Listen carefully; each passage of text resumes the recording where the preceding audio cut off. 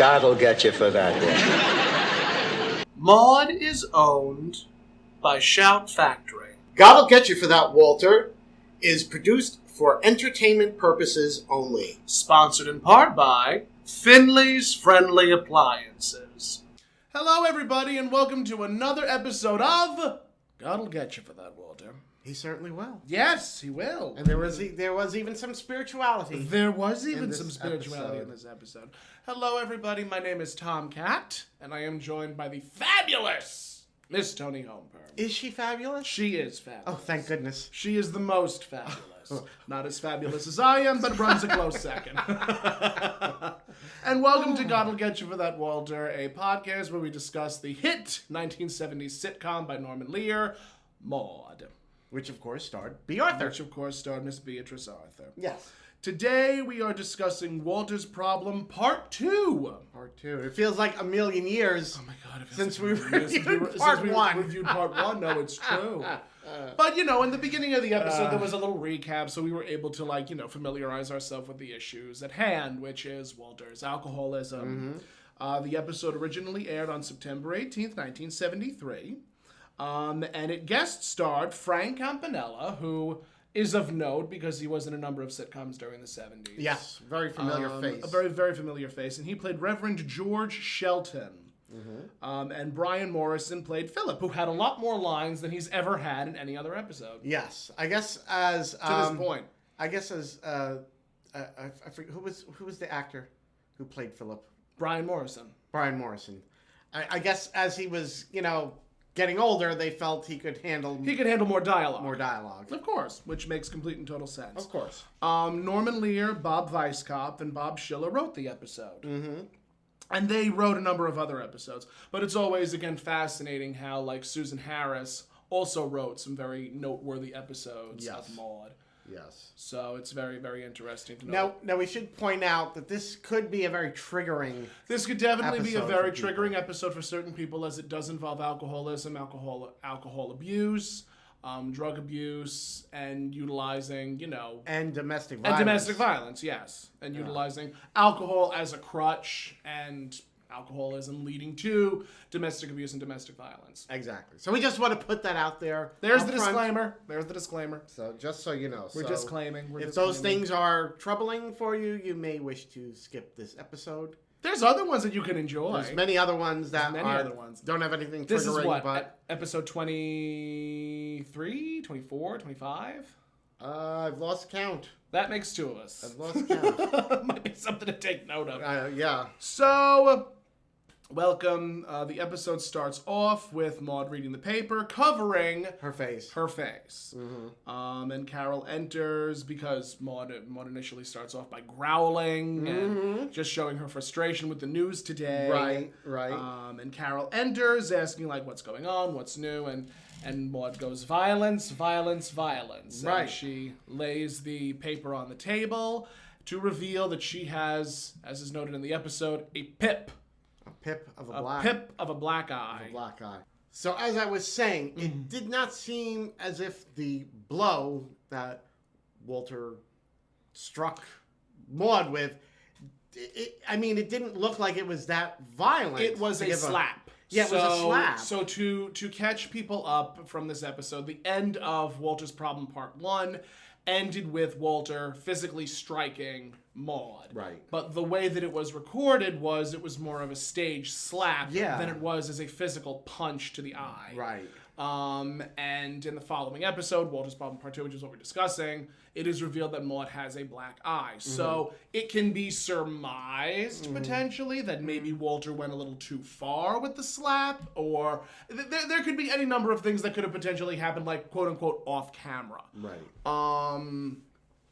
But all of this to say, a slap sometimes does not create a black eye. Would create probably a red mark. Yeah. Would create something like that, but I don't believe that the slap would be. Not that a slap is better. Is any better? Than That's still very much someone who is having their bodily autonomy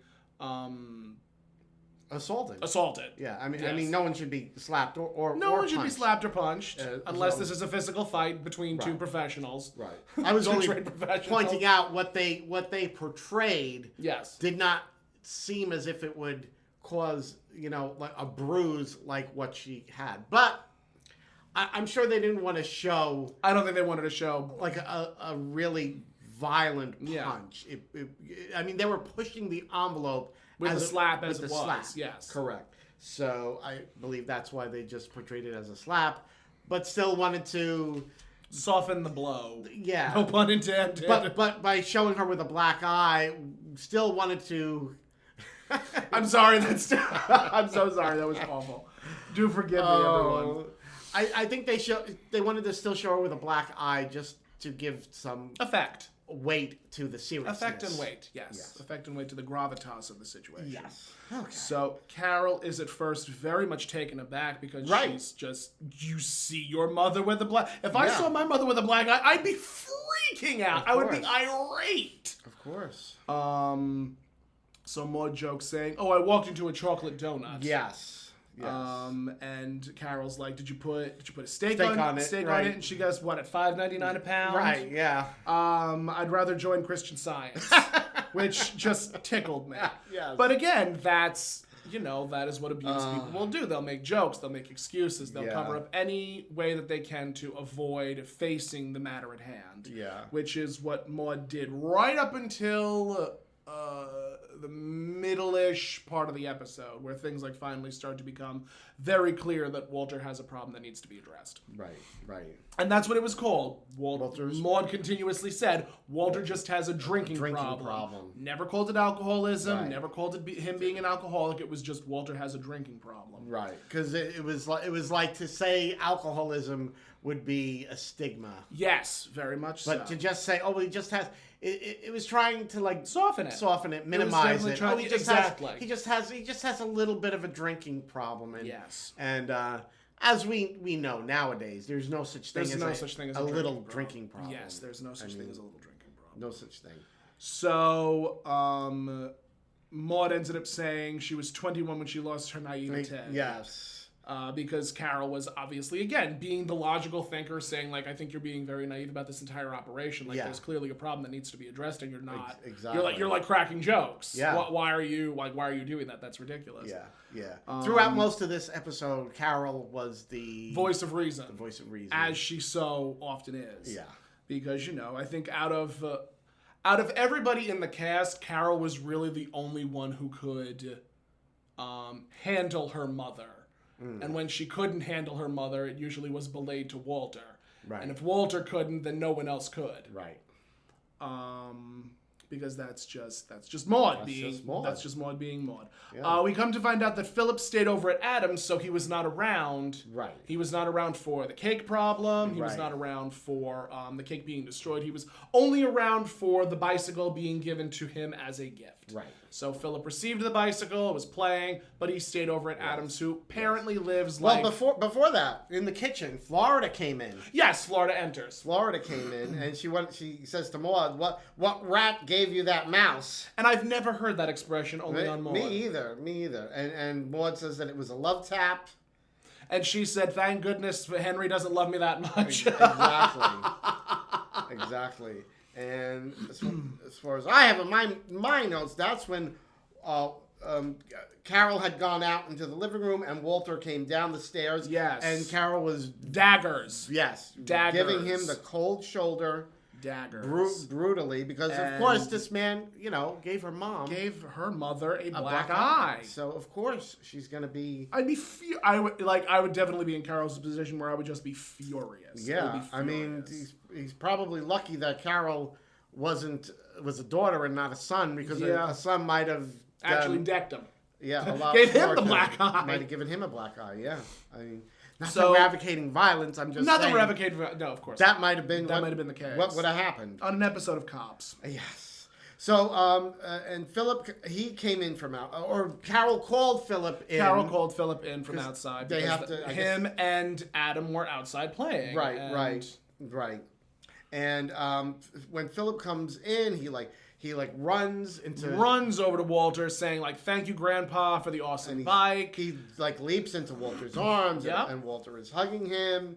And Walter is, saying how much that he loves Philip. A zillion fire hydrants I have written down, and 2 million Fig Newtons, a dozen firecrackers, or just rattling off all of these things that a child would love and adore. Yeah. Like it's like how much do you love me? Oh, I love you this much. That kind of a thing. It was very warm. A very warm, tender moment. Yes.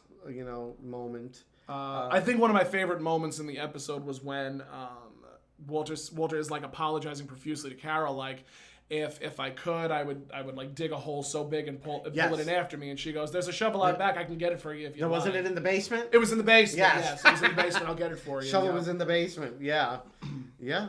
So, again, she was just being very cold and very, very brief with Walter. Yeah. So I believe Carol took Philip and left at that point. Yep, they left at that point. And Walter went into the kitchen. And finally saw what he did to Maude. Yes. But I think Florida caught him. Florida caught him before that. She says, "Oh, it's the Great White Oak." And then Maude is like, "Florida, don't." And she goes, "Well, you said I'm family." Yep, she said we're family. So, exactly. And Walter, when he sees, the His bruise handiwork that has erupted on Maude's face, he's very upset.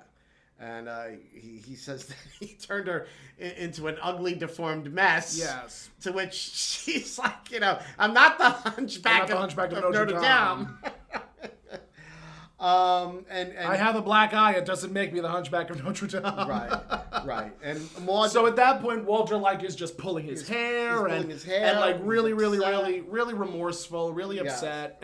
And Maude didn't want to. Save the hair! And she starts smacking him with the newspaper, saying, "You are feeling sorry for yourself." Exactly. And that's when Arthur comes in. We hear him from the kitchen. We hear him coming. Of all entrances that Arthur has ever done, this was the most infuriating. Mm-hmm. To have a friend of yours come into a house that is obviously a very tense situation, right? And like, "Oh, would you like to help yourself to coffee, Arthur?" "Oh yeah, sure, I will happily." Like, sir, know your place. But stop it. That Arthur's role was to be the next door dick. Yes, he was supposed to be the next door dick, that's exactly what he was. Could you imagine having like a neighbor like that? I tell you, I have this drag queen who lives down the street. Don't you continue that sentence. Don't you? She'll kill us both. She will kill us both. She will kill us both dead where we stand. I'm talking about you. You're the drag queen that lives down the street. Are you trying to say I'm like Arthur? No, I'm kidding. Where I will enter your... I mean, not for anything. There are moments when I will just waltz on into your house. No, but you always you call and you let me know you're on the way. Yes, I'm not going to show up randomly and be like, "Hi, I'm here. Let's have some coffee and chat shit for a while." But that's what we do. That is what we do. Oh, my goodness. But at least, you know... Nowadays, we have technology where we can do that. Years ago, it was just like you knocked on the door, and if nobody answered, you would let yourself in. But, that would be a great concept. The drag queen down the street. The drag queen down the street. The drag queen down the street. Written by R.L. Stein. I better copyright it quick. Oh, by all means, please and thank you. My. What a great name for a TLC reality television show. Drag queen down the street. So Arthur is helping himself to coffee, and Cat got your eye.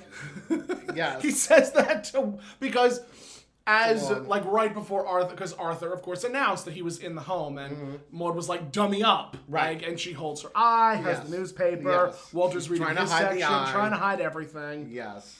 And I don't know what it was, but Arthur said something to annoy Maude, and that's when she has to let loose with a remark, and of course that's when she reveals the eye. And Arthur of course says the most stupid and hurtful things. He ended up saying if the little rascals ever came back, you could play the dog. Yes, I think the dog was named Petey. The dog was named Petey. Yes. And Maude retorts by saying, if they bring back Mr. Ed, there's a part for you. And I don't mean the end that talks. Not the end that talks.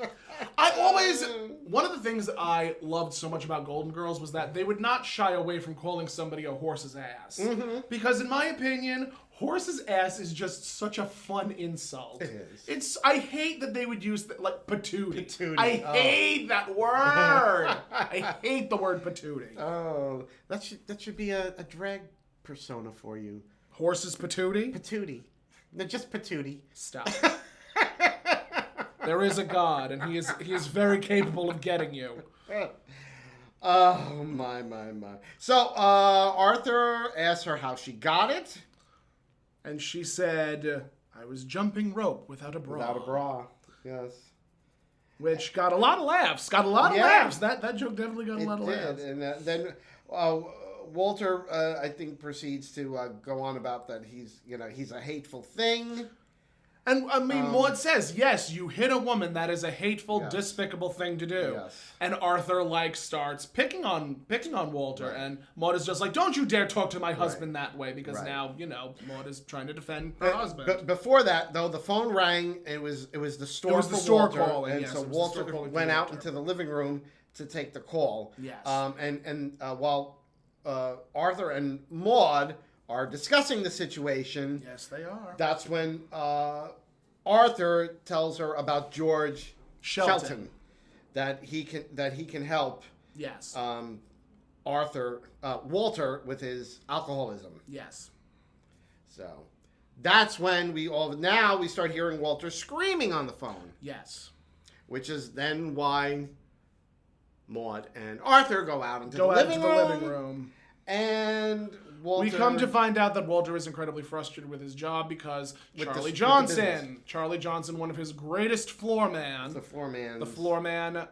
knocked somebody up, Yes. and he quit. And he quit. I mean, let's pause for a second on Yes. that for just a moment, because that was rushed over a little too quickly. Well, You work in a store, Mm-hmm.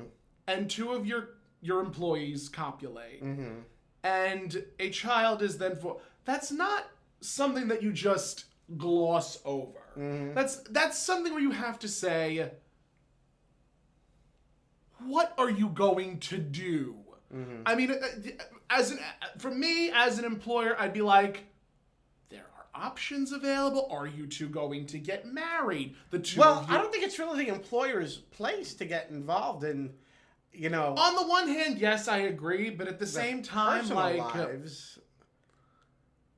At the same time, I would definitely have addressed prior that there will be no workroom relations.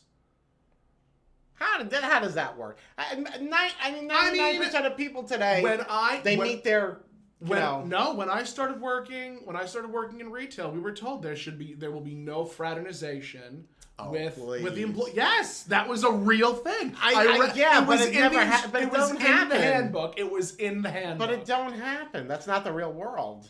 Well, most that's people- what this fantasy store decided to say. But the reality is, most people today meet their significant others. They meet their significant others at work because At work. most of our lives are taken up by work. So it's like, you're with a lot of these people for so many hours and hours at a time. Yeah. It's just a natural thing that it occurs. Every place I've ever worked, there's always been people. There's always been fraternization. There's always been fraternization. That different people getting together. Maybe I'm just too prudish. Definitely. But of course, the employer, I guess, should sort of be there to sort of avail themselves in some respects, but it's a fine line. It's very gray. It's very gray. I guess you sort of have to be like, because on the one hand you don't want to meddle, but on the other hand these are two employees that you may eventually end up losing because hello. You sort of have to wear like two different hats. You sort of have to be like, well, three hats. Personally, I'm sort of telling you this, but like when I put the professional hat on, I've got to tell you that, the problems that you're having personally, you've got to leave that outside of the store. You can't bring that onto the sales floor. Yup. So, which is why I don't recommend getting involved with someone that you work with. Never. Never get involved with someone you work with, because it will end in tragedy. It will most assuredly end in tragedy. If it does end in marriage and happiness, then toodaloo, go with God. You're very lucky. If it doesn't, just keep your nose clean. I always say, there's an old expression, don't shit where you eat. Oh, God, yes. Do not. Very true. I have had to say that to a number of people. Very true. Very true. So now that we've addressed that, we can continue with the episode. Now we can proceed. Right cross like you wouldn't believe. Charlie Johnson quit. Someone accused of getting him pregnant at the last Christmas party. Right. And at that point, Walter is so stressed out and so beside himself. And let's not forget, this is first thing in the morning. Yeah. He goes to start drinking. And he pours himself looked like, I guess, scotch. Scotch or bourbon. Scotch, bourbon. Like a dark... Something dark like liquor, that. A dark liquor. Which, I don't know how anyone could drink anyway, but especially to be drinking it like first thing in the morning. I mean, unless you're Tallulah Bankhead, but she's dead. And that might have been what killed her. It was. She mixed bourbon and codeine. Oh, it is. That was exactly what killed her. So, there you go. And Maude is like, Walter, you said you were going to quit. And he's, I'm tapering off. Yeah, I'm tapering off. Which is typical of How the many alcoholic's times, excuses. Raise your hand if you've heard somebody say, I'm tapering off with something that they're addicted with. Yeah, and then it doesn't work. It doesn't work. There's no such thing as tapering off. It doesn't happen. And she says that he needs professional help. So he says that he's gonna, he'll stop at the bar. He'll stop at the bar. He'll meet up with a bartender. A bartender. That'll be his professional help. And he runs. And he runs out the door. And then that's when we have a commercial break. And we come back. Maude is on the phone with the store. With Finley's Friendly Appliances. One of our sponsors. I think our only sponsor. The only sponsor we currently have. So we find out that Walter left the house 4 hours ago, and he still has not shown up at his job. At his own store. His business. It's not even his job. It's his business. It's his store. He owns his business. Yeah.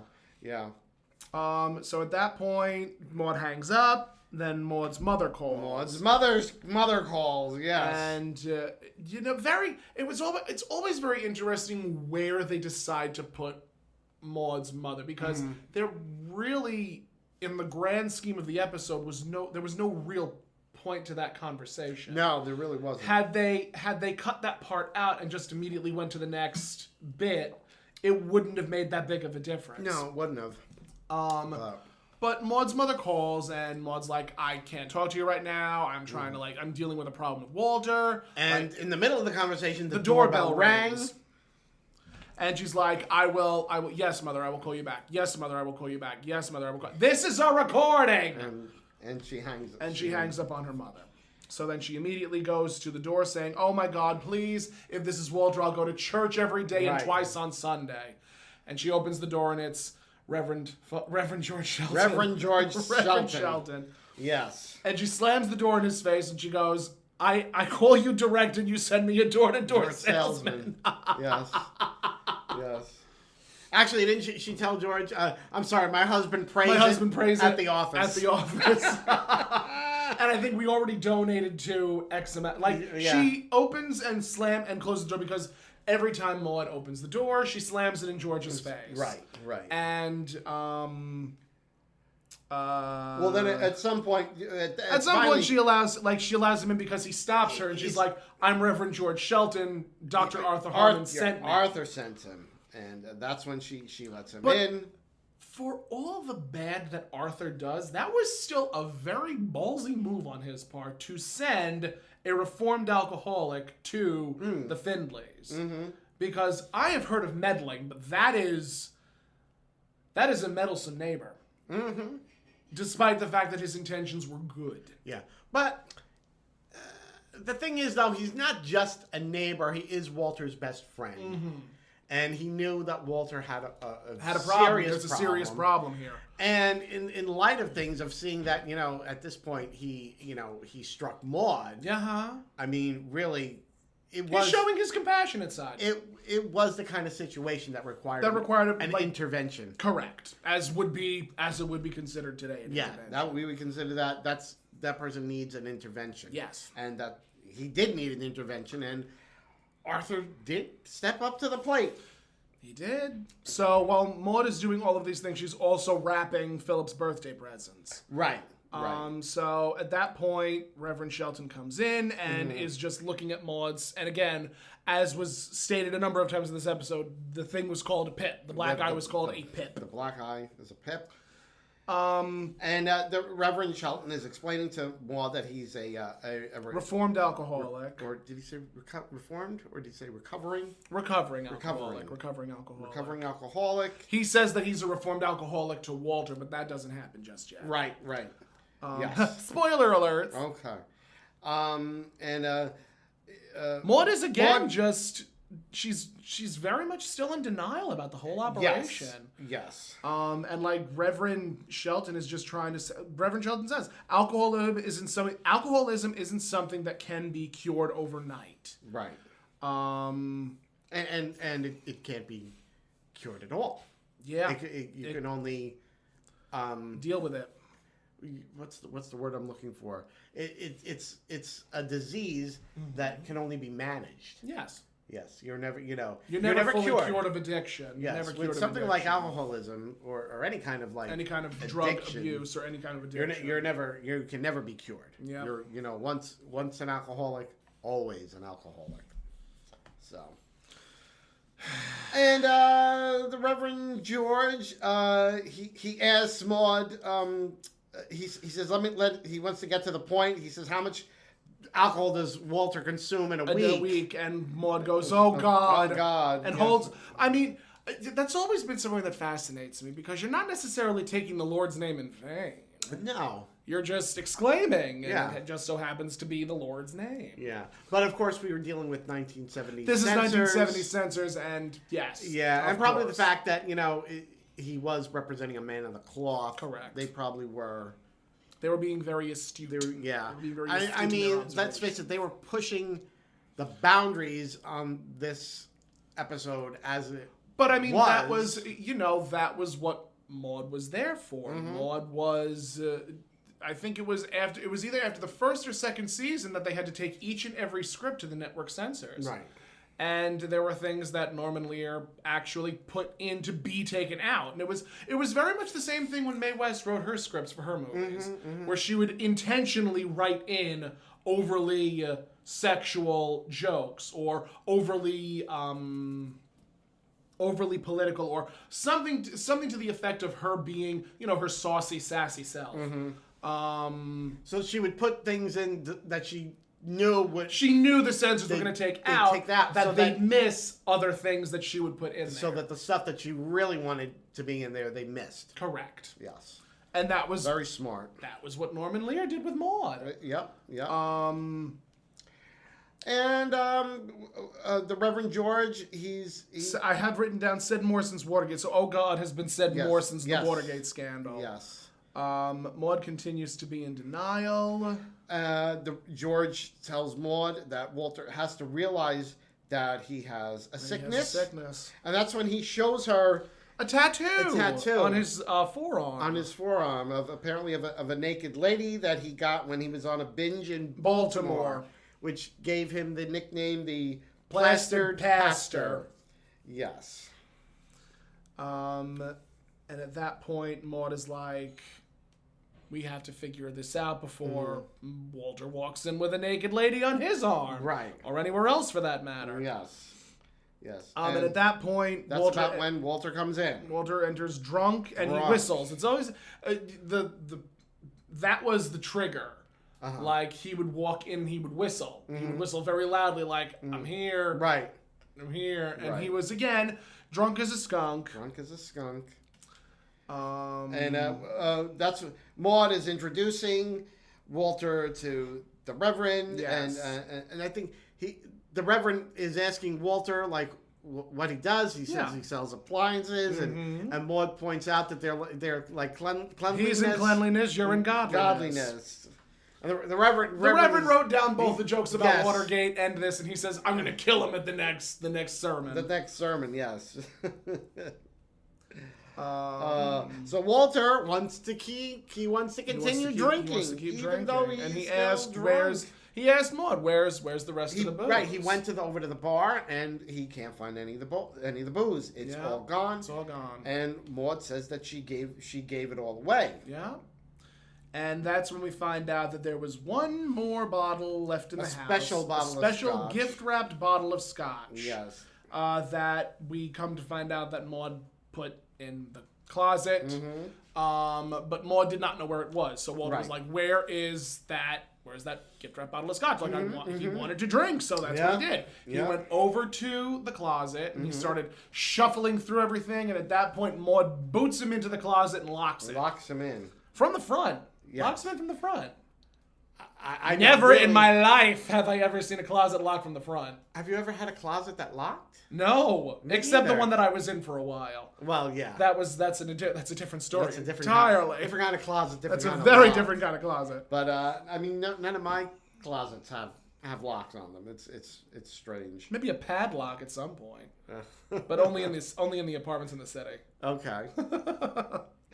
But generally, you don't have a lock. You don't have a lock on the closet. There's not really much point. So, except for to move the plot forward. Yes. So Walter is banging on the door as he's locked in the closet, like, Maude, let me out, let me out, let me out. And Maude's like, I'm not letting you out until you admit that you have a problem. Right. That's when Carol comes in with Philip. Yes, and they want to know what Walter's doing in the closet. And Philip asks, what's Grandpa doing in the closet? Right. And Maude says he's trying to scare the moths out of his overcoat. And Philip looks up to his grandmother and says, gee, Grandma, that shiner sure is a pip. Sure is a pip. I think at that point, Carol takes Philip upstairs. She sends him upstairs, and she says, this is crazy. Yeah, this is crazy. She literally says, this is crazy. So Maude realizes... Oh, wait, no, hold on. What did we miss? No, we missed something. What did we miss? Oh, my. Walter actually, before he gets locked in the closet, or actually comes out of the... No, that's right. Maude turns to Carol and asks, where was that gift-wrapped bottle of scotch? The gift-wrapped bottle of scotch, yes. And Carol says, it's up on top of the closet. It's on the closet on the top shelf. And the camera zooms in on Maude's face, and Maude's just like, great, that's exactly what we needed. Yeah, she locked him in the closet with an entire bottle of scotch. So she opens the closet door, and there's Walter chugging away on the bottle. Guzzling down the bottle of scotch. And he goes over to the bar to pour himself a drink, and he says to Carol before Carol goes upstairs, do you want to join me in this bottle? And you I wish Adrienne Barbeau got more credit when it came to Maude. She really deserved an Emmy for her acting abilities in those episodes. Yeah. Because you just saw the sadness in her eyes, like, no thank you, Walter. Yeah. And she lowered her voice. It sounded almost cracking like she was about to cry. Yeah. And she goes upstairs. Yeah. At that point, she goes upstairs, and So at that point, well, that's when I believe George starts talking to Walter. Yes. About how he gave up drinking. Yes. And and Walter's actually very insulting. Oh yeah. He's very insulting to the Reverend. Yeah, and that the Reverend is saying that he's a recovered alcoholic, or recovering alcoholic. I forget which terms he used. I think when he spoke to Walter, he did use reformed alcoholic. Reformed alcoholic. Any of those would really work. And Walter is continuing to say that he's tapering off, and he decides to go into the kitchen to get some ice. But before he leaves to go into the kitchen to get some ice, he grabs the bottle and has this smug smile on his face, like, you're not able to drink this because you're reformed. Oh, right. I'm going to take this away from you because you can't drink it, but I can. Right. And it was just such a smug look. Right. And he goes into the kitchen. And Maude follows And him Maude in. follows after. But before that, it almost looked like the Reverend was about to leave. And the Reverend was like, I think the Reverend was almost at his limit because, again, this is a person that is being openly insulted. But Maude, grabbed his wrists and, please, if you leave, I'm going to blow the whistle on religion. Right. So Maude goes into the kitchen and she's like, Walter Finley, look at yourself. Yeah. And the two of them get into a very heated argument, basically ending with Walter saying, are you going to leave me, Maude? And Maude's like, no, I'm not going to leave you. But it's going to, our relationship isn't going to be husband and wife anymore. It's going to be patient and nursemaid. Yeah. And, it really comes to, it just... And Walter, he starts yelling that, she doesn't care.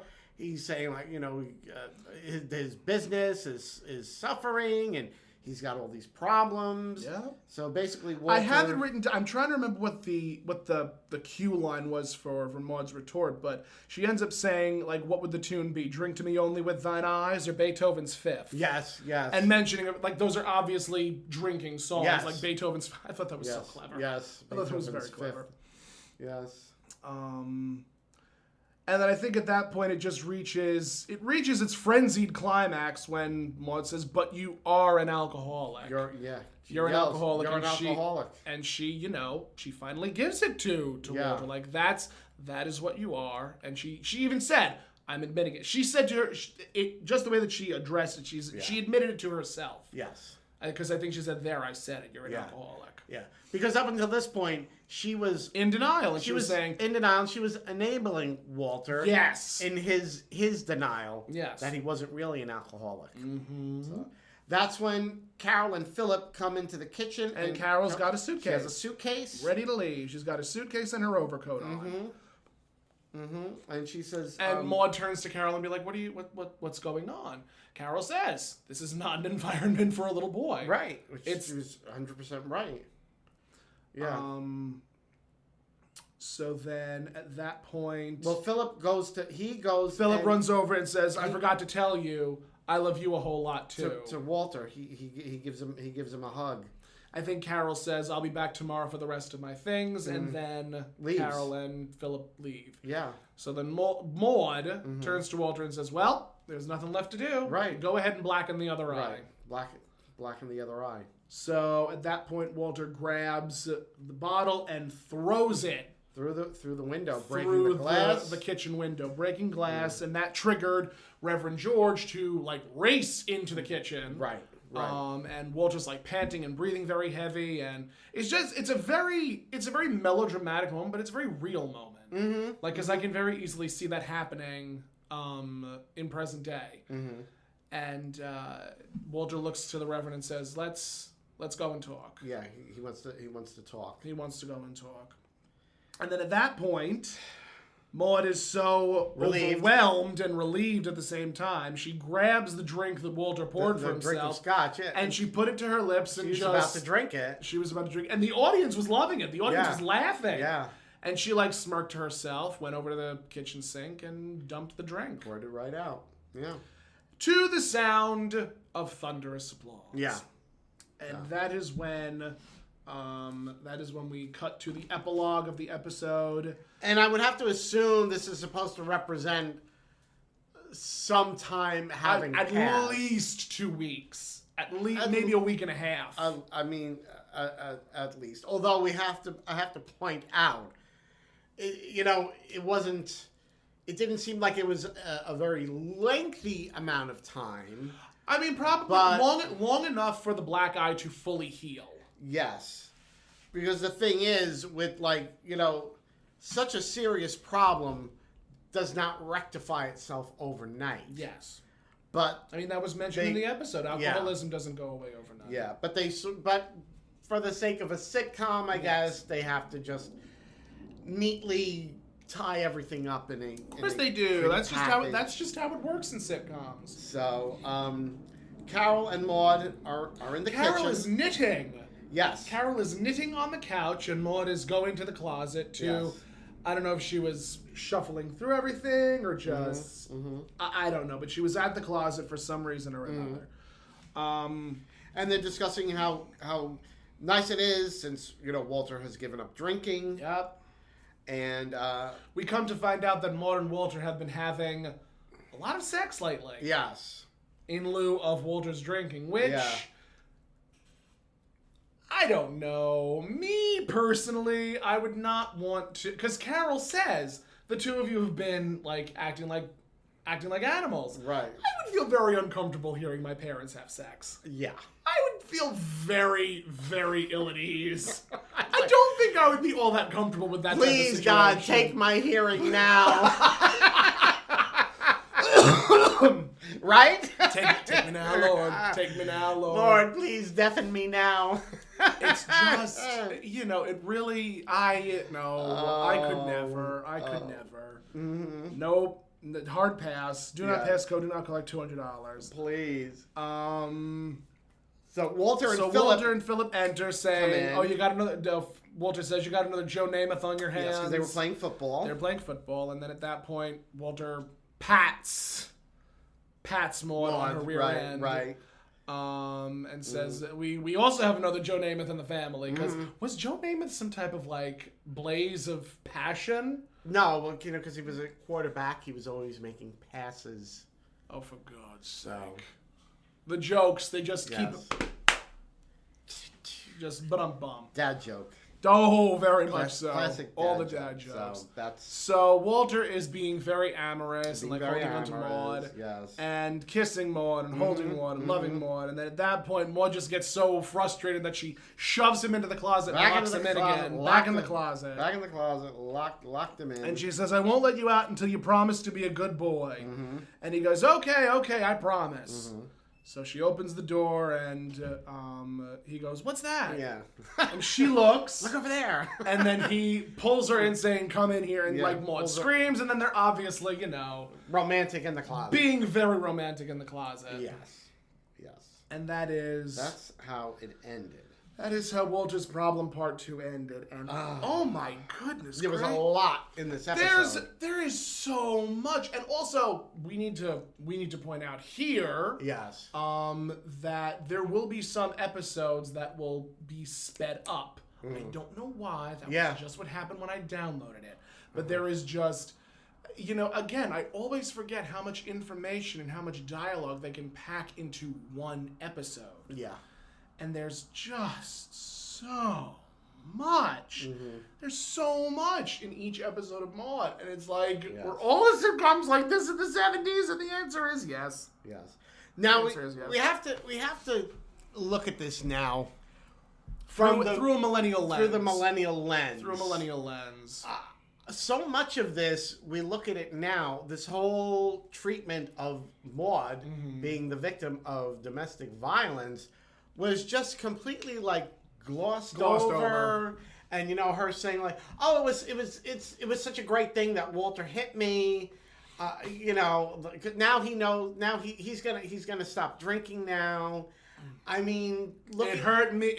I remember her specifically saying it hurt him a lot worse than it hurt me. Right. And it's but it didn't though, because you're still holding your eye because it hurts. You're the one with the bruise. You're the one with the black eye. I mean, so much of this episode, when we look at it with things that we know now, we're just a lot of this was just wrong. A lot, was treated wrong.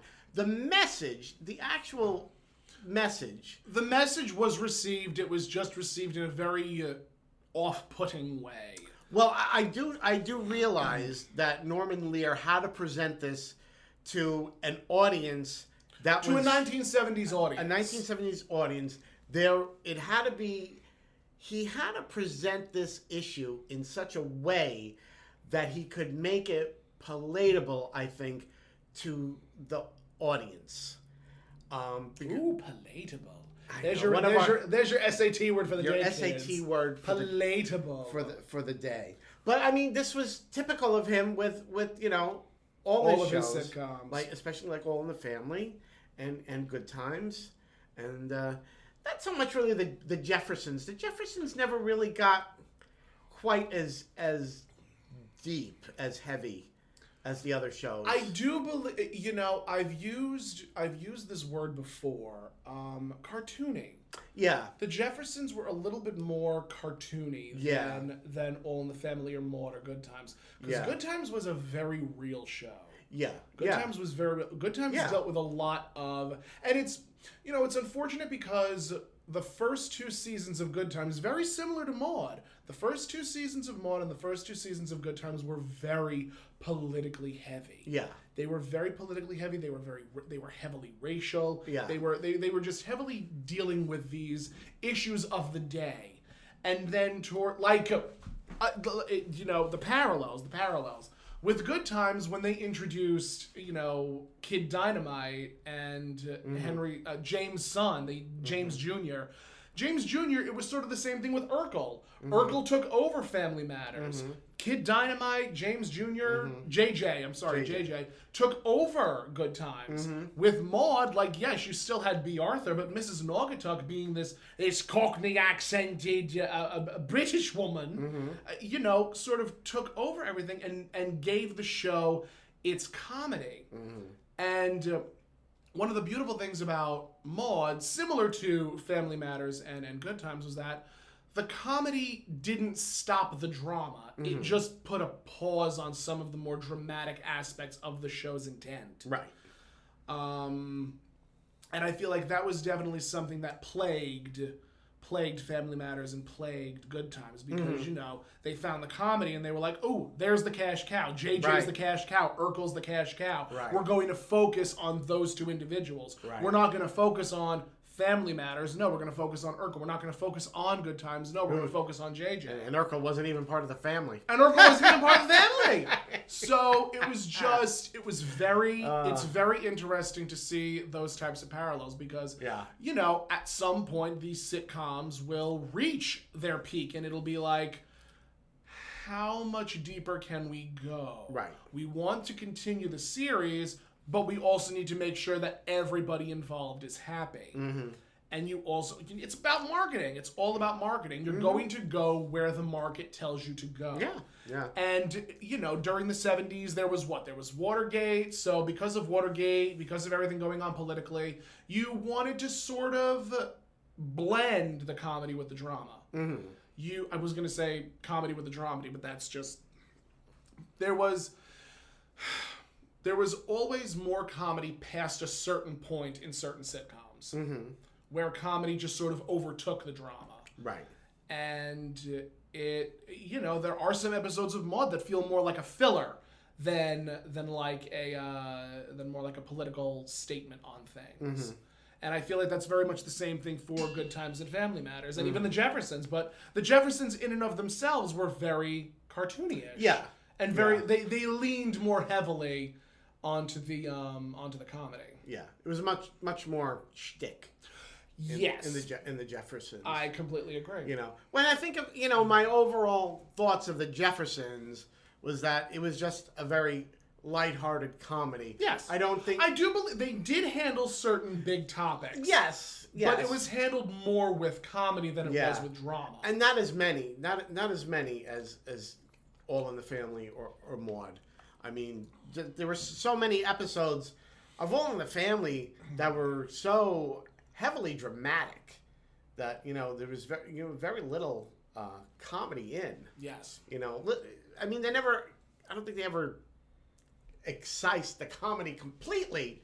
No. But, you know, there were some episodes like for instance when Beverly Leslie, the drag queen, got killed. Yes. I mean, that's a very heavy topic. Heavy episode. It's a very heavy episode, a very heavy topic. Heavy episode. You know, and then of course, you know, All in the Family dealt with things like, you know, rape and dealt with racial injustice and racial inequality, dealt with you know, so many heavy issues. Very, very heavy issues, especially of the time. Yeah.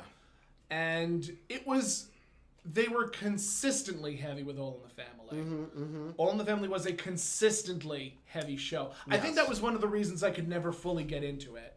Just because everything felt a little too real. Yeah. And, you know, it was almost the same thing with me and Maude. Like, if it wasn't for my love of B. Arthur. All right. I don't think I would have given it more time than needed because, there were just a lot of things that were very heavy. Mm-hmm. And then when you get to like the third, fourth, and fifth season, like, yes, there are still heavy topics, but you have that sort of comedic anchor that is Hermione Badley as Mrs. Naugatuck to sort of like counterbalance the heft and the weight of the topics addressed. Yeah.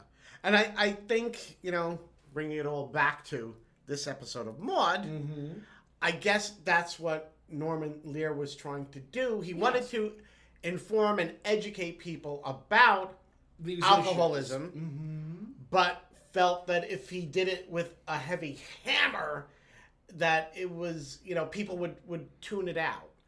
So I mean, it was the same thing with Maude's Dilemma. Mm-hmm. It was very much the same thing with Maude's Dilemma. Yeah. Maude's Dilemma was a very heavy topic. It dealt with abortion. Yeah. And again, it's always important to point out, Maude's Dilemma didn't become a big issue until after Roe v. Wade was passed. Right.